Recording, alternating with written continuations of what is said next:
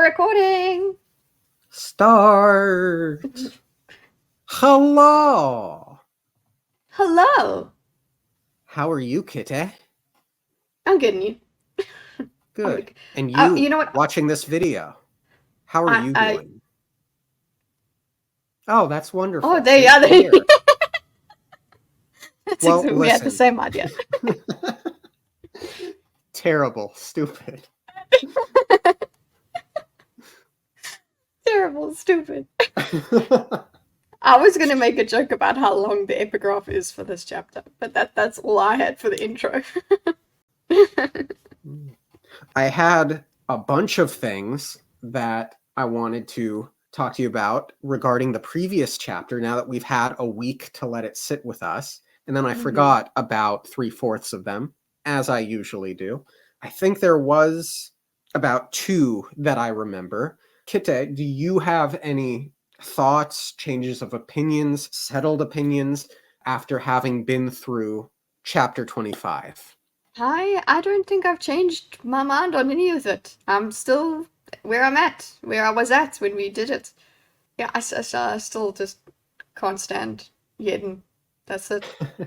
I'm still so angry with him. Yeah. I connect it back to the comment that I had made regarding his progression. I understand now why he was so slavish in the not good chapter. I see how it led to this one. I wish that turn had just been signaled a little bit more in the scene where they were all talking on Renault's veranda or balcony or wherever it was they were. I would have perhaps loved a slightly more defined direction toward the slavish in that chapter, just to precede it. Because if I recall correctly from that chapter, Vin had observed that he was looking a lot more relaxed and a lot more confident. So that's kind of where my mind went. But that it led to here, I am still emotionally affected. I like the way it played out in terms of the small signals that we got of what Jeden would end up doing. It still seems within character. I didn't need more beats, like that. I like the way it played out, and it was a big enough surprise, but not implausible, not unrealistic. It all made sense. I was happy with what was laid out beforehand. It worked for me. But I'm very easy to please. So, Nick. The other thing was the Kelsier of the not great chapter. I had expressed that I felt like this Kelsier as a holy man thing sort of came out of nowhere, because the preceding chapter where Vin was starting to notice these things, I remember you and I had said it feels like that's coming out of nowhere, and both she and Marsh just kind of brushed it off. And then we went into the next chapter, and suddenly, like, it was full on holy man, and suddenly everyone, Breeze, Dachshund, Ham, are all concerned about this. And I remembered that I didn't remember that there was a scene with Breeze and Vin where they were recruiting some members of the rebellion, and I wondered to myself if there had been any amount of foreshadowing of this Kelsier as a holy man within that scene that maybe I missed. So I went back and read it, and to paraphrase Breeze, at the end, he did make some sort of over-dramatic comment while showing the scars about how he's the thing that the Lord Ruler can never kill. But I didn't necessarily get holy man from that. I got determined and serious and forceful from that. So I think that would have been the opportunity to maybe make a subtle observance, or maybe in my case a less subtle observance. Yeah, that's what I was gonna say, because that was That I did get that from Breeze's reaction. Yes, it was also it was easy because it was so subtle. It's easy to also just be like, oh, it's a Breeze comment. It's fine, and you just go over it because it's he's not going to be impressed by Calcia. He's gonna give him crap basically. Right. But the fact that he did do that, I myself felt a bit like, whoa, that's a bit over the top. Uh, but the way I saw it then was, look, it's just him being charismatic and being inspiring and all of that. Right. But then I like that, again, this is me being so easy to please, because I like that that then translates. You see it become worse going forward. You can see that grew into this. I mean, the way he performed for everybody, you know, jumping from the boats and whatever, things like that. All of that kind of put that in context, put that moment there in context, and you're like, yeah, okay, this is getting a bit weird. So I was okay with the progression, but it's because I'm simple. So, I don't know how to respond to that. that's okay. So I, I thinking of that recruitment scene and connecting it to this Kelsier as a holy man situation and feeling as if that came on very rushed. I wondered if the consequence of us reading one chapter a week mm, is having some sort of unintended effect. Like I have said that this book is probably meant to be a relatively quick read, and I'm wondering if there are just things that I'm forgetting, maybe, or not catching on to. mm-hmm. Yeah. E- Either way, still loving the book. Yeah, I think maybe because we read each chapter several times as well, or at least look over it more than once. Maybe when we first read it, we do need to just keep in mind the last chapter, and yeah, I think that could have an effect. I think it's having some sort of subtle effect where the flow of it is going to change, because I think that this would have been like a week's read or something otherwise. Um, Yeah. yeah, because I would have Uh, gotten stuck into this. I don't think I would have read maybe actually a weekend's read, because I would have just mm, done nothing and read the whole book. oh yeah. No, I Yeah, probably would have read this like in parts, like yeah, part one on a day, then part two on another yeah, day, yeah. and so on. Mm. Um, But I'm still enjoying it. So oh, me too. yeah. So I think look, that is a caveat about our perceptions. Yeah, is we are going chapter by chapter, and sometimes even a whole fresh chapter without a week in between. But mostly it's a week in between all of these. So Yeah. Now, pacing might be out. now, with all of that said, hello and welcome to the No One Asked You podcast. For this particular series, I am joined by my wonderful co-host, ThatDarnKitteh. ThatDarnKitteh, and I are both going into this story completely new with almost no knowledge of the story or world. Each segment we intend to cover what happens in each new chapter and discuss our experience along the way. This is Mistborn Abridged, a blind read through, and today we will be covering chapter 26. Chapter 26, Part 4, Dancers in a Sea of Mist. Great intro then. Truly, of all of the intros that we have introed, that was among them.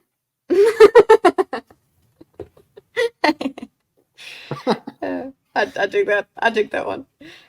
Are you ready for I this very long epigraph here? I've got lots No, of notes about it. I'm not ready for this very long epigraph here. Okay, so this chapter, we've got confrontations, we've got Mhm. hangovers, we've public displays of execution. I thought this was a very powerful chapter. Big paradigm shift. This is the moment that Yes. this book stops being a heist. Mm-hmm. Yeah. It's a good way to start a new part off. It's definitely paradigm shift. That's what you want. That's what you like. What? why would we need a new part? This is why. Because this is now when there is a change. It works. Yes. And we were just talking about, Calcia as the holy man and having a bit of a huge ego and things like. Well, we didn't really mention the word ego, but we were speaking about that whole arc that we were wondering about. And then it kind of changes here. I don't know what changes. I don't know. It's still there.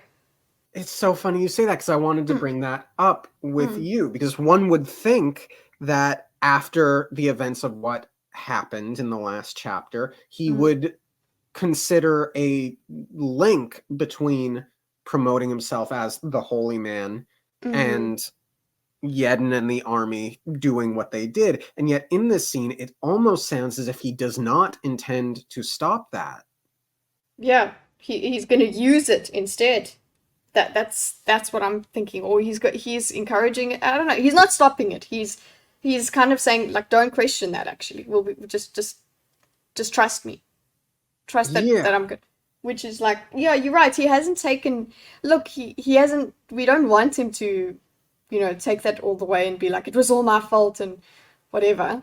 But we remember we did say he was somewhat responsible for what he did. But I guess, well, what he encourages here in this chapter, what Yedden did is what I'm referring to. But what he encourages in this chapter is just don't question this. You can question, but just listen to me. Do what I say, please. Basically, I think that does make sense in context of having someone go their own way previously. Right. So there's always another secret. Mm-hmm. And if even after the army has failed, he intends to continue with the holy man shtick, I can only assume that there is a very specific reason, of which we are unaware, that he has to. That's charitable. I think that's a lot of hope. But yeah, there is always another secret. I hope that you're right. I hope that it's not just his ego. I hope he has reasons behind it, and I would be very happy about it, and it wouldn't be out of his character. Because yes, there is always another secret, and he's just a smart boy. But yeah, I don't know. I'm not feeling it. I'm not feeling that. I have doubts. I guess I'm just being negative about him. Again, I would have thought that after that he would have stopped with the holy man thing, and he can, look. It is beneficial. Do you see its benefit? Oh, absolutely. We've seen its downfalls, its pitfalls, definitely. But do it more honestly, maybe. Just be a good leader. Don't make them think that they have superpowers and stuff. Maybe be a bit more responsible with that power that they've given you by believing in you so much. Right. Oh, question. Discord. His name shall be Discord. Does anyone in this book have a name that means discord in another language? No, I don't think it would be that on the nose. I don't think. No, that's too easy. Too easy. It wouldn't be something like a translation. Like I would be like, really? Thank you. Oh look, he's fulfilled the prophecies because his name means discord. No, I think it's more like it literally, or literally, actually not that literally, more like, geez, how can I make this comparison? Never mind, fumbling. Basically, it's just he's going to cause discord. That's what it means. That is still what I think. But the thoughts come into my mind. Yeah, we had to examine it and we discarded it. So I think we both discarded it, and if it did happen, then we would both be quite disappointed. I think we'd be like, "Are you for real?" Oh man. Okay, finally, almost however long it's been, let's get into this extremely long epigraph, shall we? Mm-hmm. I am growing so very tired. And that's it. You know what? Same, dude. But not with this book. just other things. But I feel you. You know, weight of the world on your shoulders. Yeah. I'm assuming this is many generations later. He hasn't died, and Being alive is tiring. it is. Or it could be, you know, before he goes to try and fight the deepness. Like he's already tired. He's been traveling and he's just so tired of this all. So yeah, it could be anywhere, I think. But I think you're probably right. He would be more tired after centuries than than weeks of travel. It's the Bilbo Baggins. I feel like butter spread too Better. thinly over Too bread. much bread. That Yeah. yeah. I Mm-hmm. decimated the quote. Yeah, But you get the concept. we do. Or it could be that he just happened to have a really long day that day and he Yeah. just wasn't having it. He's like, Which Rashek, you've been on my back this whole trip. Just let me sleep, dude. could we stop? Yeah, exactly. It's just a normal comment. It's just that's it. Oh yeah. Let's get into it. Vin lay in her bed at Clubs' shop, feeling her head throb. Fortunately, the headache was growing weaker. She could still remember waking up on that first horrible morning. The pain had been so strong she'd barely been able to think, let alone move. She didn't know how Kelsier had kept going, leading the remnants of their army to a safer location. That had been over 2 weeks ago. 15 full days, and her head still hurt. Kelsier said it was good for her. He claimed that she needed to practice pewter dragging to train her body to function beyond what it thought possible. Despite what he said, she doubted something that hurt so much could possibly be good for her. But it might well be a useful skill to have. She could acknowledge this, now that her head wasn't pounding quite so much. She and Kelsier had been able to run to the battlefield in under a single day. The return trip had taken 2 weeks. Couple of Yeah. things there to discuss. Mm-hmm. You Would go you first. like to go first? No, you go first. Jinx. Okay. My initial thought when I had read that had been over 2 weeks ago was, okay, well, the garrison must be more or less restocked now. And it will turn out to be that that's not the case. Yeah. And I was so hyped for a race to the finish. And when we didn't get the race to the finish, I was expecting, well, a paradigm shift. And we sort of get that in this chapter. But at the same time, it sounds like the army will have served its function. It was unfortunate.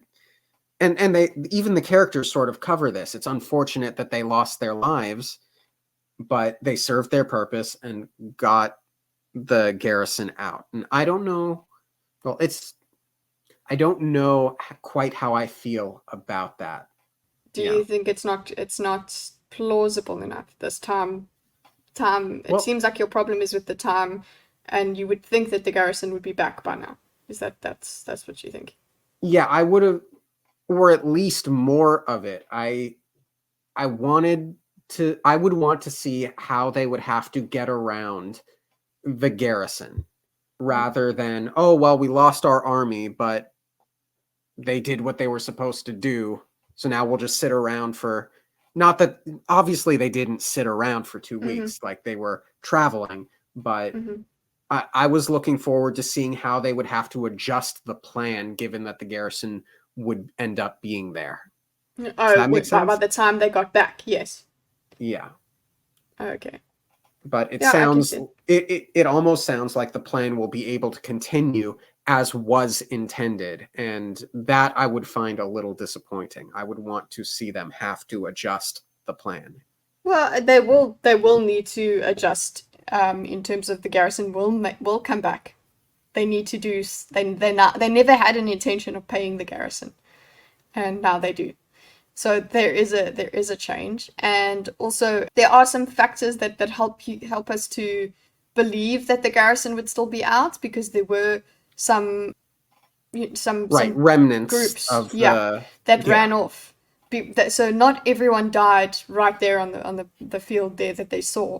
there were people that flew that fled. So that does for me help bolster the idea that okay, they're still out there. Yeah, I Yeah. totally buy into all of the logic of it. I buy into the logic, I buy into the logistics, and so on. It's why I feel so conflicted here. Because Well, you can I see don't know this what could have this gone a feeling different within way. me is. Yeah. Yeah, it could have gone a different way. I think that's the feeling is that you're like, oh, I might have preferred a different configuration of these Maybe. parts. It seems like it. I don't know. Let's see. Maybe we can figure it out as we read more. I don't know if anything will pop out to you, Yes. remind you But of things. I did love the Vin character work in these couple of paragraphs. Uh, Yeah. the, the oh, this can't possibly be good for me, but it's useful, so I'm gonna learn to do it anyway. Yeah, that's But very Oldvin in terms of no, I must use this for it's a benefit. I need to use whenever there's anything that I've learned that can benefit me, that can be used in an emergency. I need to to keep that, keep that in yeah, mind. I need to do it. And I mean, come on, we can't blame her with a head like that. She's just like, no, this is wrong. I hate this. Like, it's not beneficial. It's like, no, it took her 2 weeks to be like, fine, I get why. And you do realize the gravity of what they did in that previous when they were running. That the gravity of it. That literally, they did it in under a day. 2 weeks of Yeah. travel. Mm-hmm. Now, two And weeks of just travel with a large group of people, yeah, but they could still, yeah. Yeah, exactly. But it's yeah, it's a lot. So that will take a toll. And I like that sort of thing. I like powers taking toll. It's not just that they can do everything and they'll be fine.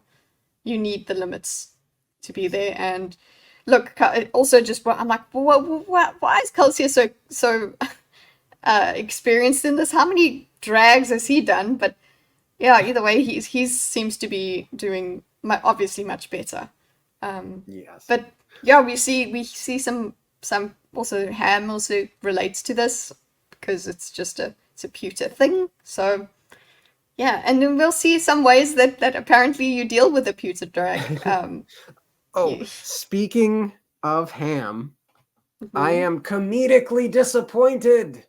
Oh We no! hadn't we we had an argument, as much as you and I argue, Yeah. or what could be called an argument, about what Ham's moral obligation would be in Yes. commanding or like having being a part of the Luthadel garrison hunting down the rebels. Hmm. Uh, I think you had taken the position that he shouldn't betray the garrison while out there, or something to that effect. And It I was had kind of taken like the I position. get it. That's what I was like. I get his decision. I understand it. Yes, Hmm.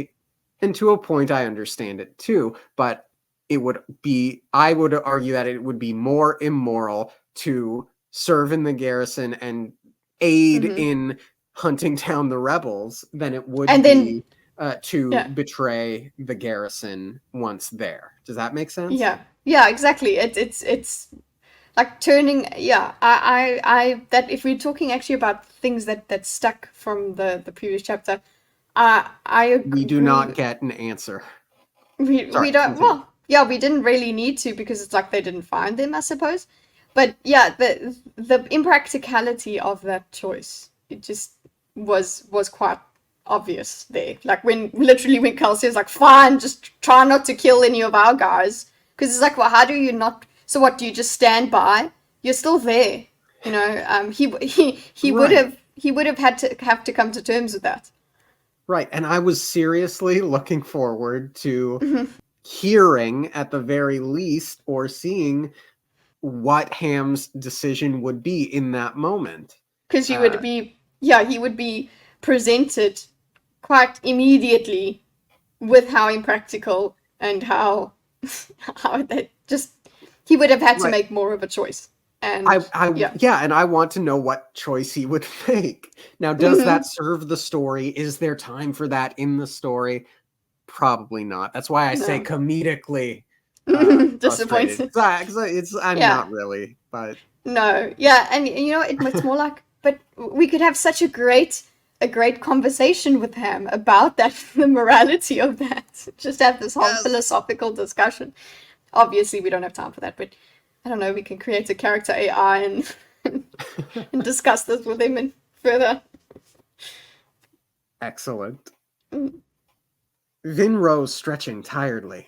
They'd been back for less than a day, in fact. Kelsier had probably stayed up half the night explaining events to the other crew members, but Vin had been happy to go straight to bed. The nights spent sleeping on the hard earth had reminded her that a comfortable bed was a luxury she'd started to take for granted. She yawned, rubbing her temples again, then threw on a robe and made her way to the bathroom. She was pleased to see the club's apprentices had remembered to draw her a bath. She locked the door, disrobed, and settled into the warm, lightly scented bathwater. Had she ever really found those scents obnoxious? The smell would make her less inconspicuous, true, but that seemed a slim price for ridding herself of the dirt and grime she'd picked up while traveling. The growth! The growth, yeah, she's okay with smelling nice and being clean. She still found longer hair an annoyance. She washed it, combing out the tangles and knots, wondering how the court women could stand hair that went all the way down to their backs. How long must they spend combing and primping beneath the servant's care? Vin's hair hadn't reached her shoulders yet, and she was already loath to let it get longer. It would fly about and whip her face when she jumped, not to mention provide her foes with something to grab onto. Practical, Vin! Yeah, it's very practical. I get it. Her foes will have something to hang on to, but it's like, it's called a scrunchie, okay? Just tie your hair up. That's what happens when you don't want it whipping around, just tie your hair up. And again, I also go, yes, practicality, cool. But then you would have to be bald for it not to be an advantage. Like, yes, I understand. I know. Longer hair, easier to grab onto. But I'm just saying, if we had to take that to the extreme, we don't want our enemies to to have anything to grab onto. Well, then you're going to be walking around like Avatar, their last airbender or something. Like, it's just, there is that. Balding. Balding. Once finished bathing, she returned to her room, dressed in something practical, and made her way downstairs. Apprentices bustled in the workroom and housekeepers worked upstairs, but the kitchen was quiet. Clubs, Stockson, Ham, and Breeze sat at the morning meal. They looked up as Vin entered. What? Vin asked grumpily, pausing in the doorway. The bath had soothed her headache somewhat, but it still pulsed slightly in the back of her head. The four men exchanged glances. Ham spoke first. We were just discussing the status of the plan, now that both our employer and our army are gone. Status? That's an interesting way of putting it, Hammond. I would have said unfeasibility instead. Clubs grunted his assent, and the four turned to her, apparently waiting to see her reaction. Why do they care so much what I think? You want something to eat? Clubs' housekeepers fixed some bear wraps for us to... Ale. It's not even noon. Ale. Now, please. She leaned forward, folding her arms on the table and resting her head on them. Pewter drag? Vin nodded. It'll pass. If I don't die first. Ham chuckled again, but the levity seemed forced. Dox handed her a mug, then sat glancing at the others. So, Vin, what do you think? I don't know. The army was pretty much the center of everything, right? Breeze, Ham, and Yedden spent all their time recruiting. Doxon and Renew worked on supplies. Now that the soldiers are gone, well, that only leaves Marsh's work with the ministry and Kel's attacks on the nobility. And neither are things he needs us for. The crew is redundant. The room fell silent. She has a depressingly blunt way of putting it. Pewter drag will do that to ya. When did you get back anyway? Last night after you were asleep. The garrison sent us part-time soldiers back early so they wouldn't have to pay us. They're still out there then? Ham nodded. Hunting down the rest of our army. The Luthadel garrison relieved the Valtro troops who were actually pretty beat up from the fighting. The majority of the Luthadel troops should be out for a long while yet, searching for rebels. Apparently, several large groups broke off from our main army and fled before the battle started. The conversation lulled into another period of silence. Vin sipped at her ale, drinking it more out of spite than any belief that it would make her feel better. A few minutes later, footsteps sounded on the stairs. Kelsier swept into the kitchen. "Good morning, all," he said with his customary cheerfulness. "Bay wraps again, I see. Clubs, you really need to hire more imaginative housemaids."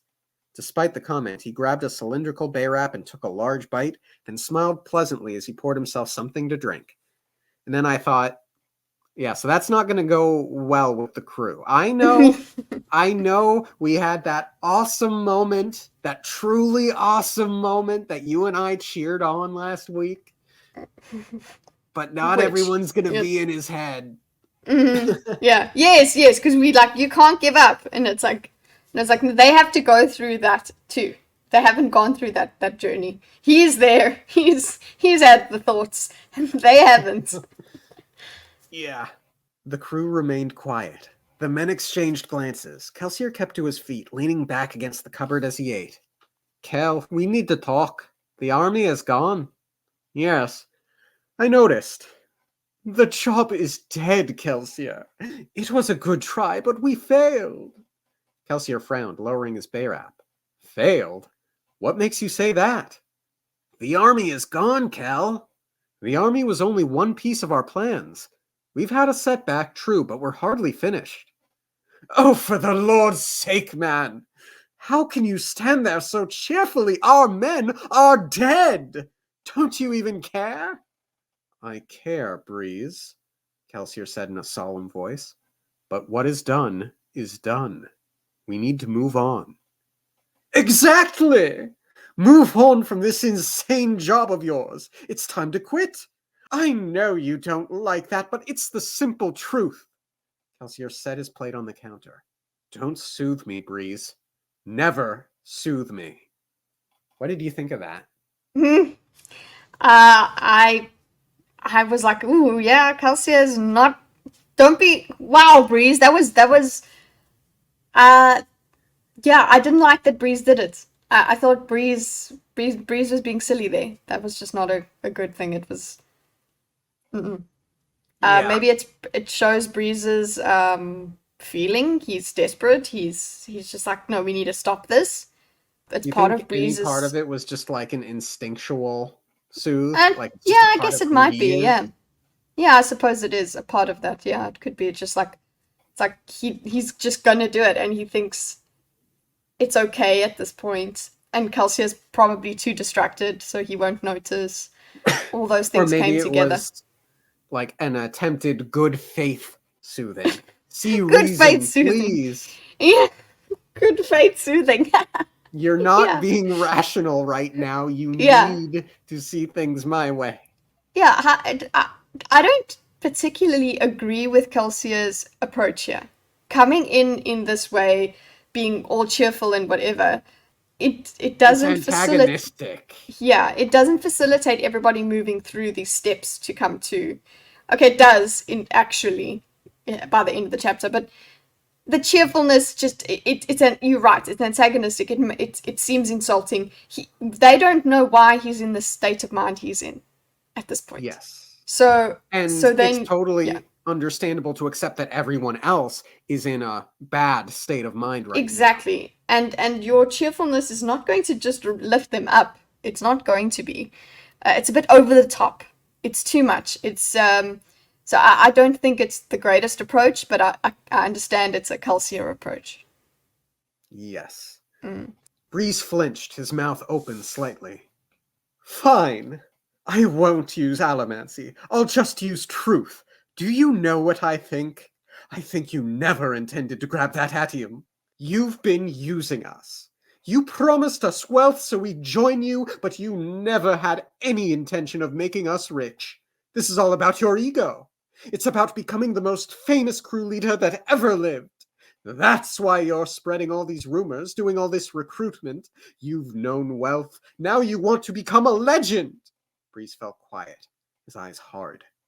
Kelsier stood with his arms folded. By the way, I thought, like, whoa, damn, Breeze. Yeah, he went at him.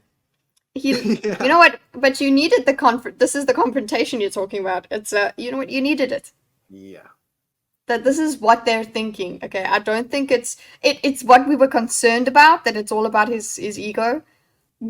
I think But you and I gave more credit to Calcia in that we knew that there was some good in it. He did have some good intentions, but his ego might have taken over. But for him, it's like for what Breeze is saying is that from the get go, it was just all about his ego, which it's a bit too skewed for me to say. well, Yeah, you're right, Breeze. what you've just said made me think of the I'll start calling it the Dark Kelsier chapter. Mm-hmm. Um, where he was deliberately manipulating the army. Do you think that Kelsier is purposefully coming in and antagonizing them to essentially force/trick them into saying these harsh truths so that they can move Yeah, forward from there? yeah, he's facilitating it. Well, yeah, it would be smart, and it would be smart. He's smart enough to make that, you know, make that move. It's not just him being like flippant and in denial or whatever, or just moving too quickly past things. So, yeah, I did just say that I didn't agree with his approach, but this approach did actually get the result we needed. It did facilitate everything. Because So, in the Dark Kelsier chapter, he has the thought someone needed to say it and it couldn't be me. It certainly couldn't be me. And now I'm wondering, because yes. we're obviously in Vin's POV, we're not in Kelsier's, but I Mm-hmm. could totally imagine now Kelsier having that exact same thought right now. Mm-hmm. And Someone in the crew has to say these things and it can't be yes. me, so I will antagonize them until they do, Yeah. and then we can air it out. Yeah, then we can air it out. And also, I think he knows what's coming afterwards. The True. Yes. it's kind of pointed out to us that he's not surprised by what's coming afterwards. So it makes sense that he would have orchestrated all of that to get them to this point, to show them, because this is a big deal, a big change. He's got to change their minds from it's about your ego to it's actually about freaking winning this fight. I'm for real Yeah. about this. I'm dead serious. We are doing this. It's no longer a heist.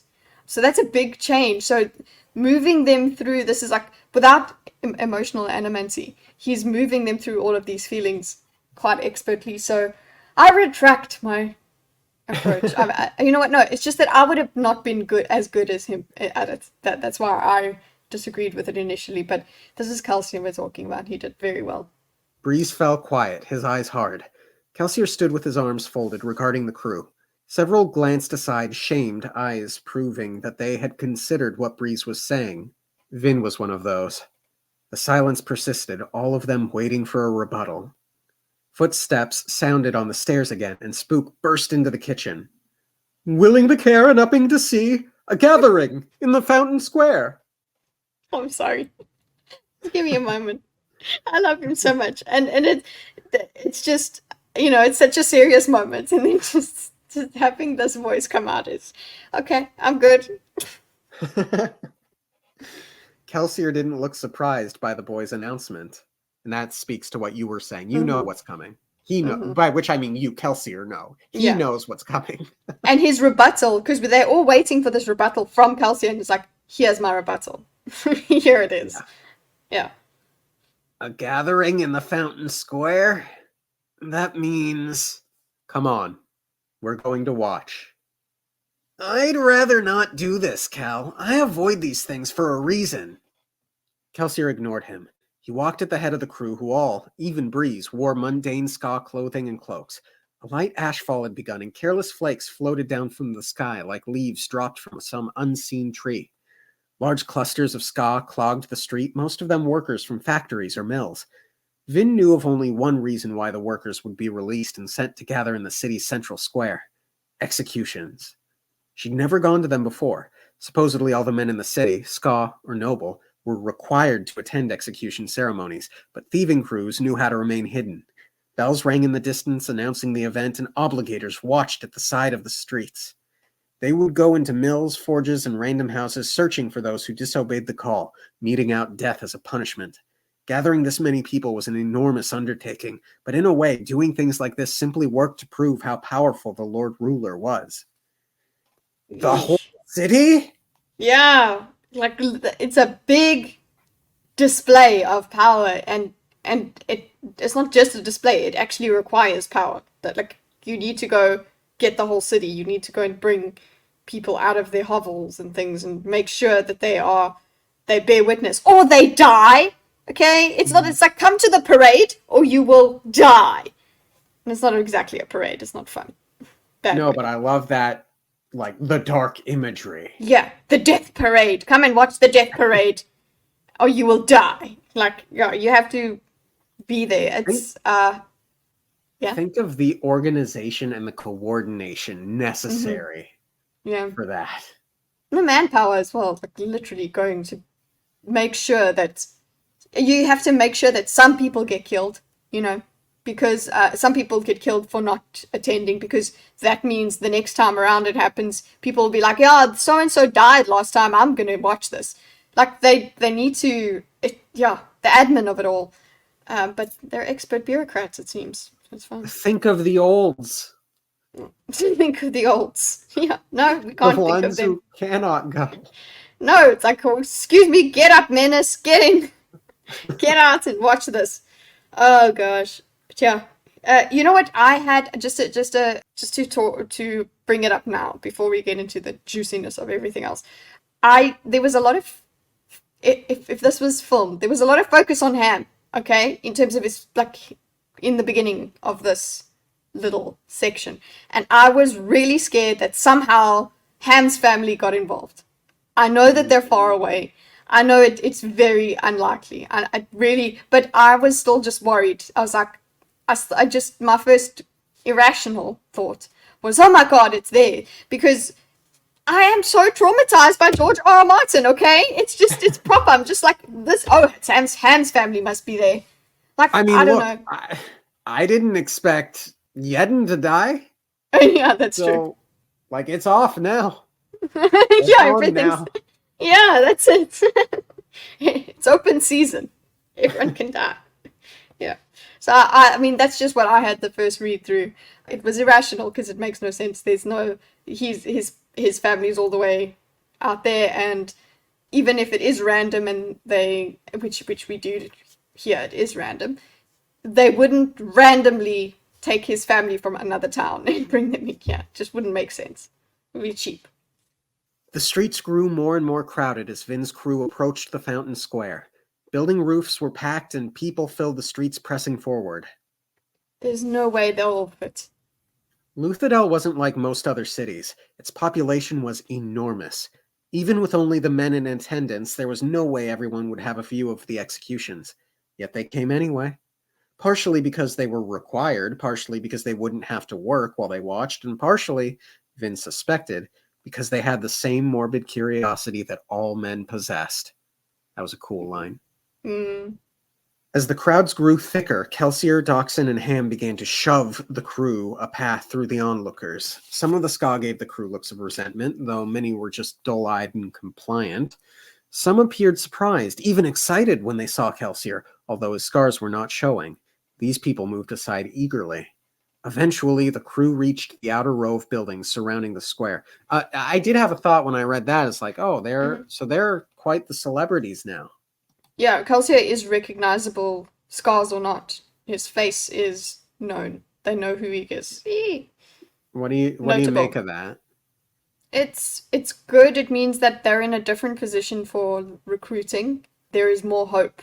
People are that they have more faith in him, so they might be more willing to rebel, as opposed to just being compliant. So it could have been just all the compliant people. That's the normal Ska. The usual Ska that just I'll move out the way, cool, whatever. The downtrodden. But there are now more people in these crowds that are like Kelsier, that have certain hope for him. Like they're excited. They're like, oh, he's here. What's he gonna do? Kind of thinking. So I like that as like a little barometer of what Kelsier is. It brings me back to the first time he came back to Luthadel, and then he's like, there will be a time where he would have to be recognizable. And it's like, this is the time now. He's recognizable. Yeah, I wonder if he's going to need to make some sort of big public reveal at some point now. But Like big as in, yeah, I mean, bigger than a meeting. right. Eventually, the crew reached the outer row of buildings surrounding the square. Kelsier picked one, nodding toward it, and Doxson moved forward. A man at the doorway tried to bar his entrance, but Dox pointed toward the roof, then hefted his coin pouch suggestively. A few minutes later, the crew had the entire rooftop to themselves. "Smoke us, please, clubs," Kelsier said quietly. The gnarled craftsman nodded, making the crew invisible to allomantic bronze senses. Vin walked over and crouched beside the roof slip, hands on the short stone railing as she scanned the square down below. So many people. "You've lived in cities all your life, Vin. Surely you've seen crowds before." Yes, but How could she explain? The shifting, overpacked mass was unlike anything she'd seen. It was expansive, almost endless, its trails filling every street leading away from the central square. The ska were packed so closely she wondered how they had room to breathe. the thing of being in a crowd like that, yeah, it can be overwhelming. Luckily, Yeah. they're on top of a rooftop, but even seeing people down there, like just the masses of people, it's a bit disturbing. Oh, you know what? And also, this is also we're noticing we're having a display of just how many people. Look, this is meta, but just how many people they are fighting for. So this is underneath it all, or above it all, whatever. This is a reminder that this is how many Scar there are. Okay, this is how there's a lot in the city, but now you're seeing them all gathered together in each other's space.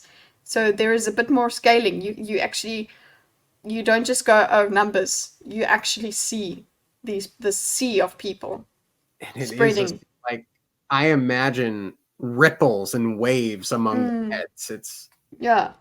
very sea-like. Almost like a single organism. Mm-hmm. The noblemen were at the center of the square, separated from the ska by soldiers. They were close to the central fountain patio, which stood about 5 feet above the rest of the square. Someone had constructed seating for the nobility, and they lounged as if they were visiting some show or horse race. Many had servants holding up parasols against the ash, but it was falling lightly enough that some ignored it. Standing beside the noblemen were the obligators, ordinary ones in gray, inquisitors in black. Vin shivered. There were 8 inquisitors, their lanky forms standing a head above the obligators. But it wasn't just the height that separated the dark creatures from their cousins. There was an air, a distinctive posture about the steel inquisitors. Vin turned, studying the standard obligators instead. Most of them held themselves proudly in their administrative robes. The higher their position, the finer the robes. Vin squinted, burning tin, and recognized a moderately familiar face. So at that moment, I was expecting Marsh. Because obligators, yeah. Yeah. That makes But sense, yeah. obviously, like, he is just in as an acolyte, so... He's not going to be, like, prominent, yeah. There! That one's my father. Where? At the front of the obligators. The shorter one with the golden robe scarf. Kelsier fell silent. "That's your father?" he finally asked. "Who? I can't make out their faces." "Tavidian." "The Lord Prelin?" So obviously we're about to get an explanation for that, but do you really need one? The Lord Prelin? Doxson's shock? I was thinking, oh shit. Yeah, this is a very prominent, that's not no ordinary obligator. And he's got a golden scarf. The more elaborate the stuff is, the higher their, their rank. So, hello. And I guess Vin just hasn't had these thoughts. She hasn't really thought about how high up her father is. She's just like, yeah, he's an obligator. That's it. It doesn't really matter. I know where he is. It's the bad side. It's almost as if Vin isn't just noble or half noble. She's basically royalty. Yeah, that's true. Yeah. Girl who's the key to everything. Okay. And then I had to wonder, in order to be the Lord Prelin, Mm. I wonder if, because we know the nobles were the descendants of the ones who supported the Lord Ruler's cause. I wonder Mm. if there is some sort of ardent supporter, Mm-hmm. important supporter, or maybe even a genetic relation in some way far back. Now, there's nothing in here, as far as I can tell, to suggest that, but the thought did Mm. cross my mind. Which kind of just brings me to a little bit of the prophecy stuff. Bloodless bond to royalty. Ooh. Interesting. Ooh. Could turn out that way. I don't know. So Vin asks, What? Who's that? "The Lord Prelin is the leader of the ministry, my dear. He's the most important of the Lord Ruler's obligators. Technically, he ranks even higher than the Inquisitors." Vin sat, dumbfounded. "The Lord Prelin. This just keeps getting better." "Look," Spook suddenly said, pointing. The crowd of Ska began to shuffle. Vin had assumed that they were too packed to move, but apparently she was wrong. The people began to pull back, making a large corridor leading to the central platform. What could make them. Then she felt it. The oppressive numbness, like a massive blanket pressing down, choking away her air, stealing her will. She immediately burned copper, yet like before, she swore that she could feel the Lord Ruler's soothing despite the metal. She sensed him coming closer, trying to make her lose all will, all desire, all strength of emotion. "He's coming." A black carriage drawn by a pair of massive white stallions. White stallions in ash gray. Mm-hmm. Yeah. That. What Good point. Yeah. don't white stallions represent death or something? I don't know. Symbologically? I'm pretty sure I heard that somewhere. I don't actually know, but I don't know. But but the. I'm curious. What But the. do white stallions mean? What is the symbolism of a white horse? White horses are magnificent creatures that appear in many myths and religions as symbols of purity, power, and transformation. I mean, power. We got power. But for me, the fact that there are white stallions in the ash gray area, it's like it goes back to when Vin is talking about the clothing, how the Scar, it's just about Scar needing the right soap and being able to clean their clothes, and that would be the difference between them, the two types of people. It's like this guy has the white stallions. He has the people. He has enough people to keep the white stallions white. Right. So it is a display of power in all in all senses of the word. It just. According to that very trustworthy source that is Wikipedia, in the New Testament, the four horsemen of the apocalypse include one seated on a white horse and one on a pale horse. The white horse carried the rider Conquest, traditionally Pestilence, while the pale horse carried the rider Death. Mm. We know that Brandon Sanderson is Mormon, right? Mm-hmm. Yeah, that's some good symbolism there. He could be he's both pestilence and death, this man. So yeah, it I makes mean, sense. it sounds like the deepness was a Mm, pestilence from that description we true. got a little while back. White horses have a special significance in the mythologies of cultures around the world. They are often associated with the sun chariot, with warrior heroes, with fertility, or with an end of time savior, but other interpretations exist as well. Both Well, truly white. you said end of time savior. That's what he's supposed to be, have been, be currently still. He's the savior. That works. Excellent. Mm. Anyway, well, that was more thinking into that I just did for that moment than I did when I first read it. I didn't notice it at all, so I'm very happy that you did. Yeah. A black carriage drawn by a pair of massive white stallions appeared down a side street. It rolled down the corridor of Ska, moving with a sense of inevitability. Oh, you connect that to pestilence. You connect that to, yeah, awesome. End of time Awesome. and yeah, this Death, whole inevitability. yeah, this whole description of his entrance is just as it's brilliant. You feel it. You feel what you're supposed to feel with this guy being around. Yeah. I I I like it. I like it a lot. It made me feel things. Me too. Vin saw several people get clipped by its passing and suspected that if a man were to fall into the carriage's path, the vehicle wouldn't even slow as it crushed him to death. The ska sagged a bit more as the Lord Ruler arrived, a visible ripple washing across the crowd, their postures drooping as they felt his powerful soothing. The background roar of whispers and chatting dampened an unreal silence falling over the enormous square. He's so powerful. At best, I can soothe only a couple hundred men. There have to be tens of thousands of people here. Spook looked over the rim of the rooftop. It makes me want to fall, to just let go. His voice trailed off. Then he shook his head as if waking up. Vin frowned. Something felt different. Tentatively, she extinguished her copper and realized that she could no longer feel the Lord Ruler's soothing. The feeling of awful depression, of soullessness and emptiness, had strangely disappeared. Spook looked up and the rest of the crew members stood a little straighter. Vin glanced around. The ska below looked unchanged, yet her friends... Her eyes found Kelsier. The crew leader stood straight-backed, staring resolutely at the approaching carriage, a look of concentration on his face. He's rioting our emotions. He's counteracting the Lord Ruler's power. It was obviously a struggle for Kelsier to protect even their small group. Breeze is right. How can we fight something like this? The Lord Ruler is soothing 100,000 people at once. But Kelsier fought on. Noting the scale of the power, but I guess we can talk about that once this section's done. Go on, but Kelsier fought on. But yes, that is excellently noteworthy. Mm-hmm. But Kelsier fought on.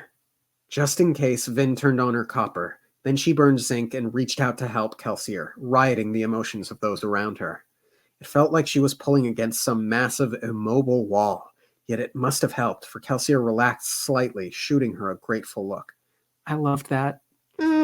Yeah, that's great. That's what Vin... Oh, yeah, what a moment. Yeah.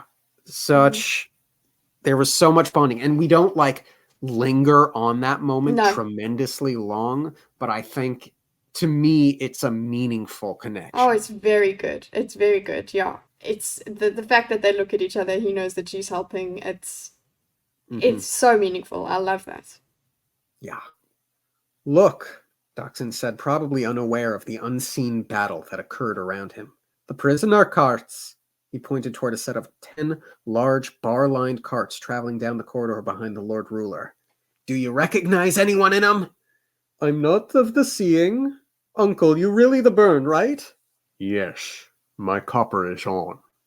You're safe. We're far enough away from the Lord Ruler that it wouldn't matter anyway. That plaza is enormous. Spook nodded, then obviously began burning tin. A moment later, he shook his head. Nothing of the recognizing anyone. You weren't there for a lot of the recruiting, though, Spook. True, Spook replied. Though his accent remained, he was obviously making an effort to speak normally. Kelsier stepped up to the ledge, holding a hand up to shade his eyes. I can see the prisoners. No, I don't recognize any of the faces. They aren't captive soldiers. Who then? Mostly women and children, it appears. The families of the soldiers? I doubt it. They wouldn't have taken the time to identify dead ska. Ham frowned, looking confused. Random people, Hammond. Examples. Casual executions made in order to punish the ska for harboring rebels. No, not even that. I doubt the Lord Ruler knows or cares that most of those men were recruited from Luthadel. He probably assumes that it was another countryside rebellion. This is just a way of reminding everyone who's in control. The Lord Ruler's carriage. Okay, so yeah, that was dark. Yeah, that like, oh, it's mostly women and children. Great, so we're gonna kill those people. Cool. And then also it's just a display. It is just a display. It's not even that they're not even related in any way. There's not even a little bit of a connection that you could maybe try to pretend to justify what you're doing. No, it's just, you know what, here's a bunch of people, women and children, and we're going to basically sacrifice them so that you know who's boss. Very. And I'll say it when we get there. Okay. I have comments about Elend. Mm. The Lord Ruler's carriage rolled up a platform onto the central patio. The ominous vehicle pulled to a stop in the exact center of the square, but the Lord Ruler remained inside. The prisoner carts also halted, and a group of obligators and soldiers began to unload them. Black ash continued to fall as the first group of prisoners, mostly struggling only weakly, were dragged up onto the raised central platform. An inquisitor directed the work, gesturing for prisoners to be gathered beside each of the platform's 4 bowl-like fountains. 4 prisoners were forced to their knees, one beside each running fountain, and 4 inquisitors raised obsidian axes. 4 axes fell, and 4 heads were sheared free. The bodies, still held by soldiers, were allowed to spurt their last lifeblood into the fountain basins. The fountains began to glisten red as they sprayed into the air. The soldiers tossed the bodies aside and brought 4 more people forward. Spook looked away sickly. Why? Why doesn't Kelsier do something? To saving them, I mean. Don't be foolish. There are 8 inquisitors down there, not to mention the Lord Ruler himself. Kelsier would be an idiot to try something. Though I wouldn't be surprised if he considered it. She thought, remembering when Kelsier had been ready to rush down and take on an entire army by himself. She glanced to the side. Kelsier looked like he was forcibly holding himself back, white-knuckled hands gripping the chimney beside him, to keep himself from rushing down to stop the executions. Spook stumbled over to another part of the rooftop where he could retch without spilling bile onto the people below. Look, I know he just threw up, and this is the worst possible place I could say this, but I'm glad we're getting a lot of Spook this Yes! Yeah, we're getting a lot of him. I like it. I love it. I love the way he's trying to speak normally, and for the saving of them, I mean, I love that. I love it so much. Yes. Ham groaned slightly, and even Clubs looked saddened. Doxson watched solemnly as if witnessing the deaths were some sort of vigil. Breeze just shook his head. Kelsier, however, was angry, his face red, his muscles tense, his eyes ablaze. 4 more deaths, one of them a child. This is our enemy. There is no quarter here, no walking away. This is no simple job to be thrown aside when we encounter a few unexpected twists. 4 more deaths. Look at them, Kelsier demanded, pointing at the bleachers full of nobility. Most of them appeared bored, and a few seemed to be enjoying themselves, turning and joking with one another as the beheadings continued. I know you question me. You think I've been too hard on the nobility, think that I relish killing them too much. But can you honestly see those men laughing and tell me that they don't deserve to die by my blade? I only bring them justice. 4 more deaths. Vin searched the bleachers with urgent, tin-enhanced eyes. She found Elend sitting amid a group of younger men. None of them were laughing, and they weren't the only ones. True, many of the nobility made light of the experience, but there were some small minority who looked horrified. Okay, so I said I'd talk about Elend.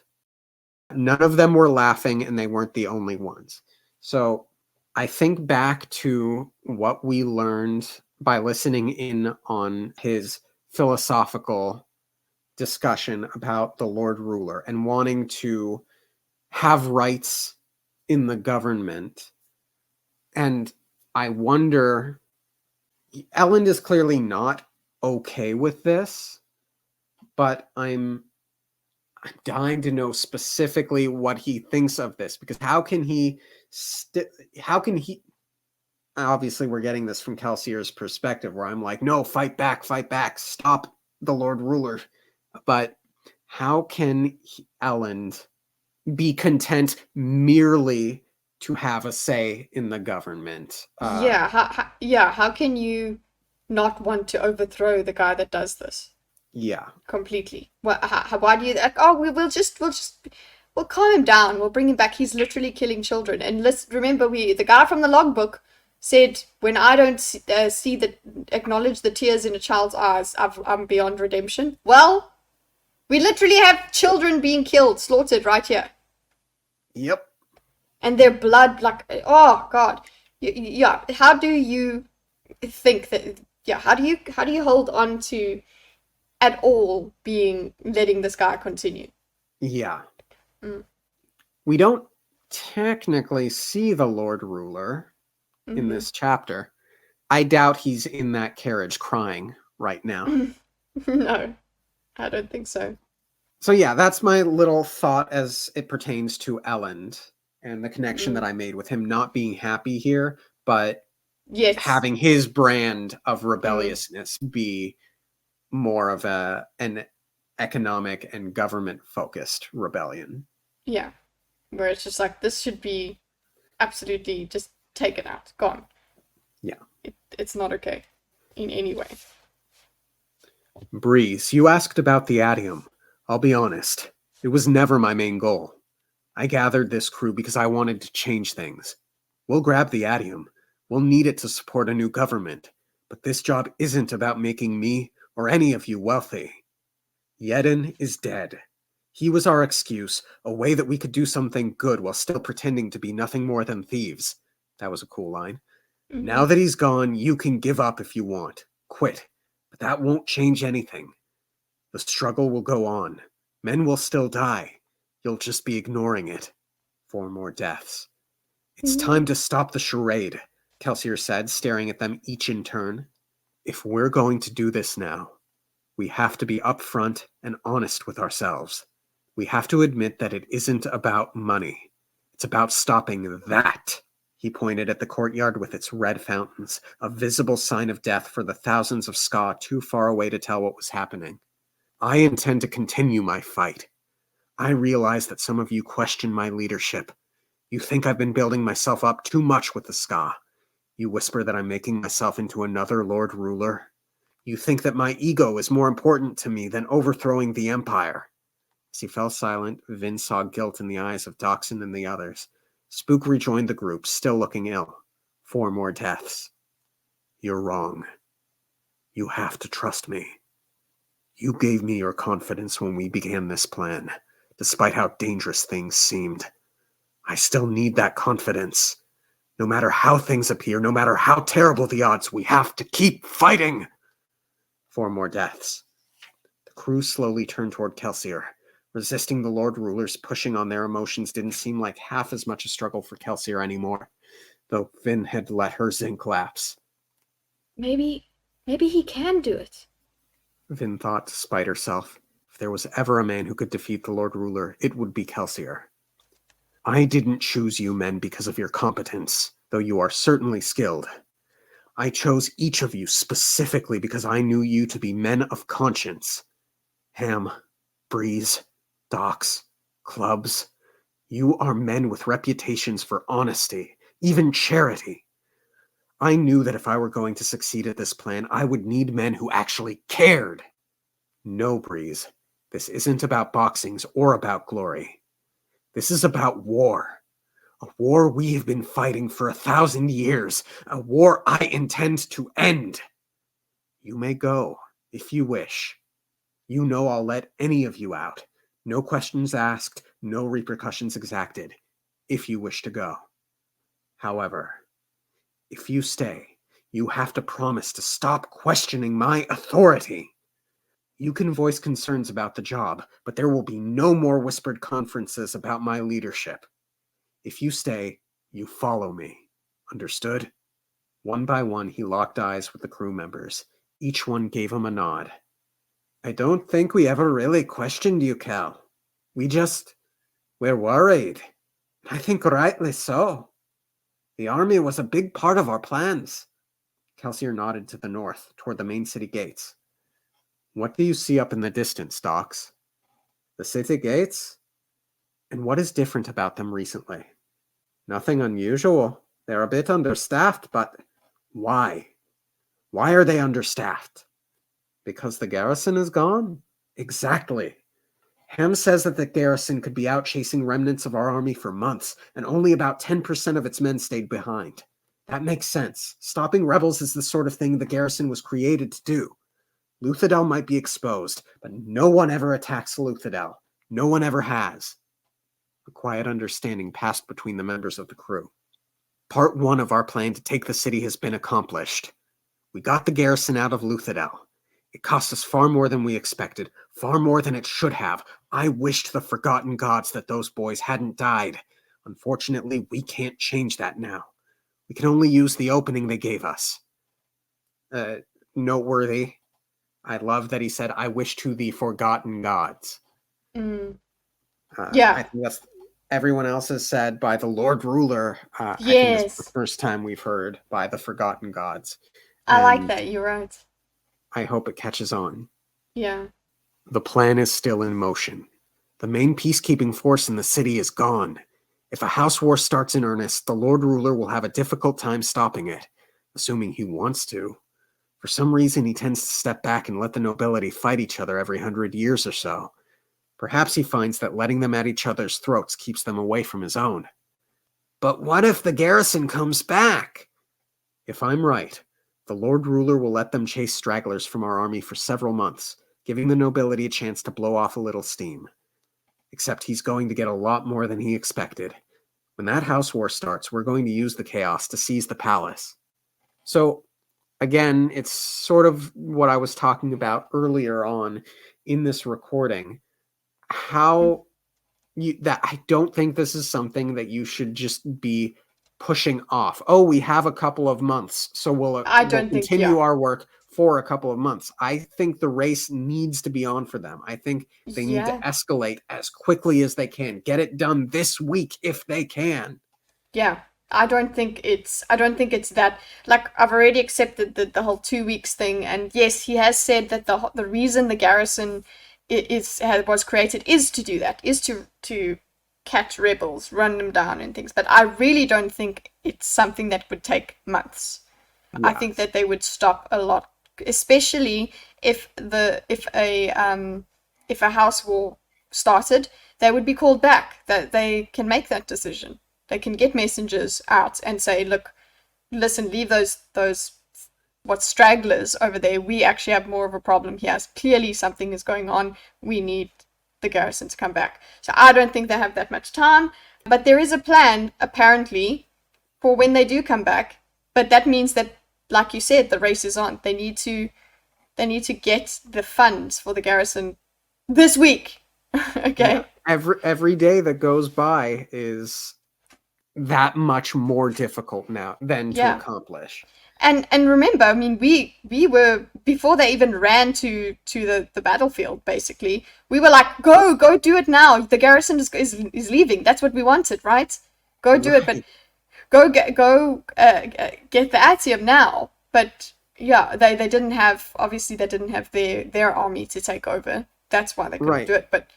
But still, I thought that we could just go for that, and then we would have something, you know? And Breeze is about to ask the question, but how do they intend to hold the city after? Well, now that the army's gone, they've got the remnants of the loyal ones, apparently, the ones that came back from the 2-week travel. They're in the city now. They've got that. They've got those troops, but it's very small, so it will be difficult. That they are hoping. Yeah, they do have, and I think they could recruit some new people, considering he set up for us the way the crowd reacted to Calcia. So maybe that's where we get sort of Calcia putting on even more of a show. Yeah. Everyone will rise up, and it's going to be great. It's all going to be fun. It's going to be great. With what army, my dear man? We still have some troops left. Plus, we have time to recruit more. Oh, good luck with that after what happens. We'll have to be careful. We can't use the cave, so we'll have to hide our troops in the city. That's important. That's going to come back later. Oh, yeah. Maybe everyone will rise up. That will probably mean smaller numbers. However, that won't be an issue. You see, that garrison is going to return eventually. The members of the group shared a look as the executions proceeded below. Vin sat quietly, trying to decide what Kelsier meant by that statement. Exactly, Kel. The garrison will return and we won't have a big enough army to fight them. But we will have the Lord Ruler's treasury. What is it you always say about those garrisoners, Ham? The thug looked at him, then smiled too. That they're mercenaries. We seize the Lord Ruler's money, and it means we get his army too. This can still work, gentlemen. We can make it work. Now, that was a little awkward to me because I thought that they had already determined. Why is Ham acting like this is some revelation? Didn't Kelsier explicitly say in the Dark Kelsier chapter that they'd be able to pay off the garrison and that the army wouldn't actually have to do any fighting? That was a... Okay. I don't remember that. I don't remember that being a thing, but you could be right. I'm pretty sure they did. I thought the plan all along was for someone to pay off the garrison. So maybe I just, what's the word? Mandela affected myself into believing it. Yeah, well, I don't know. It seems plausible. It seems like it was always an option, but the thing is, you know what? It wasn't always an option because they were going to take that wealth as well. The crew was going to take that wealth, yeah. I'll go back and reread the chapter after we're done here. Well, either way, look, even if that is the case, so let's just say if that is the case, that was the plan, it makes sense that they would not have been putting two and two together. It's quite a emotional time. It's taking a little bit of time for them to remember that, oh wait, the plan is still there's still stuff we can do here. They've decided the plan is completely gone, cancelled because of the army. So I understand that even if that was going to be the plan before, they need to be brought to the realization that you can make the plan work. So yeah, it's not a huge problem for me whether that's said or not. Cool. Same here, just something I noticed and thought. The crew seemed to grow more confident. Vin, however, turned her eyes back toward the square. The fountains ran so red that they seemed completely filled with blood. Over it all, the Lord Ruler watched from within his jet-black carriage. The windows were open, and with tin, Vin could just barely see a silhouetted figure sitting within. That's our real foe. Not the missing garrison, not the Inquisitors with their axes. That man, the one from the logbook. We'll have to find a way to defeat him. Otherwise, everything else we do will be pointless. And that's exactly what Kelsier's been thinking this entire time. Yeah. You had to go. You can't do all of this without going after him. And just a note before we get into our finishing thoughts. Just cinematic things. Yes. Remember the color. Just everything is grey and whatever, and then we're just seeing red. So the visuals are... gosh, yeah. Flashbacks to the Kreddick Shaw chapter. Yeah. It's just red. And this is and so much blood. Ugh. Okay, so you're directing this. Do you have the fountain overflow and have the red blood like seep onto like the white horses? Like the horses like put a step in the red blood puddle. Oh, that would be good. Yeah. That would be because it symbolizes him having blood on his hands, his hooves. And I'm making it not epic by saying that. But you know what I'm saying. And I love that the Lord Ruler is still the silhouetted figure. We still don't know him. You know, we're almost at the end of the book. Okay, we got a few chapters left, but yeah, he's still this mystery. Yeah, I mean, I'm wondering what kind of presence he'll be in the next book. Like, even if they do stop him by the end of this book, and again, that meta knowledge that Brandon Sanderson likes or has said he has wanted to wrap up each book as if they could be standalone books or something to that effect. So I've been assuming that they will stop him in this book. Even if they do, he will still be some sort of presence. The after effects will last generations, certainly after he's gone. Just something that has ruled for that long. The repercussions, the presence, the result. It doesn't go away in a day. Yeah. Big paradigm shift here. They're not a thieving crew anymore. This is not a heist anymore. a revolution. This is a fight. This is a war. He is, and you know what? I actually felt this time around when you were reading Calcio. I felt a little bit of guilt myself for thinking it was just all his ego, for doubting the goodness that he did want to just fight the Lord Ruler. I felt a little bit of guilt there. It was quite funny. I didn't stop you during it because I was like, what am I gonna say? I just felt that. I was like imagine me there with the crew going, looking sideways, looking away. Oh man, good stuff. Good stuff. And okay, but listen, guys, if you haven't subscribed to ThatDarnKitteh, all the cool kids are doing it. Why haven't you? Go do that thing. Go do that thing. No. But before you do that thing, you do this thing. And you subscribe to the No One Asked You podcast. You've made it this far. You really do want to subscribe. You know it. And also, like the video, because that's a moral good. Thanks for sticking with us this far. This has been tremendously fun, and statement of appreciation for you, the folks who listen to my ramblings and to Kitty's intelligent witticism. Oh yes. Statement of appreciation for you coming along with us for this journey. Yeah. Okay, thanks, bye. Okay, thanks, bye.